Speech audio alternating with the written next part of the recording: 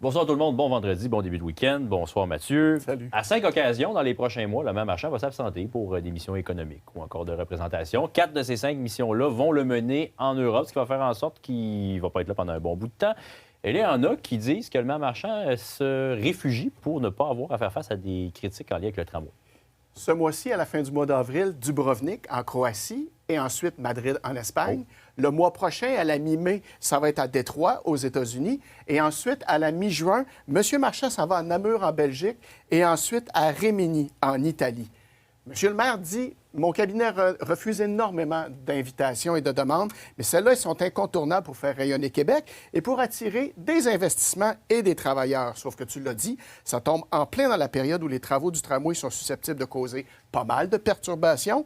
Et c'est aussi le moment où les arbres, les fameux arbres, vont être abattus le long du tracé. On le sait, ça soulève la critique depuis plusieurs semaines. Alors, est-ce que le maire essaierait de se sauver exactement au moment où il va vanter le plus fort en ville? On l'écoute. Que je sois là ou pas, au moment, à la journée où on coupe les arbres, ça ne change rien. S'il y a des enjeux, je vais revenir. Mais le maire de Québec, c'est pas lui qui coupe les arbres. C'est comme si vous me disiez, quand on va ouvrir telle rue, est-ce que le maire de Québec doit être là à côté de la pépine? La réponse est non. Le maire de Québec, qu'est-ce que ça va changer que le maire de Québec soit là? Vous êtes le porte-parole à date, monsieur le maire.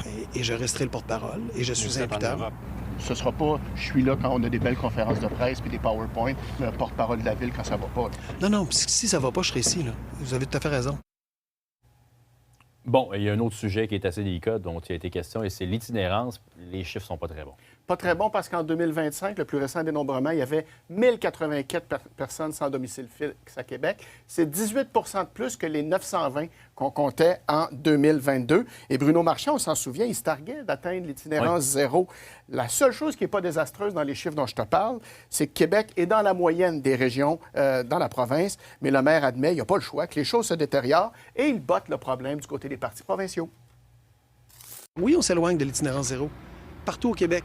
Le problème, c'est que présentement, on essaie d'arrêter une rivière avec nos mains, mais c'est pas parce que la rivière va trop fort, c'est parce qu'on utilise nos mains. On est rendu à accepter, à dire, bon, on a une augmentation de 20 au Québec, on a une augmentation de 30 à tel endroit, puis c'est comme ça, puis il y a une fatalité. Je pense qu'il faut refuser ça. Et je m'attends ça des partis qui se présentent en élection. La responsabilité première appartient au gouvernement du Québec. Il n'y a pas un parti qui ne devrait pas avoir dans sa plateforme une façon agressive d'attaquer l'itinérance.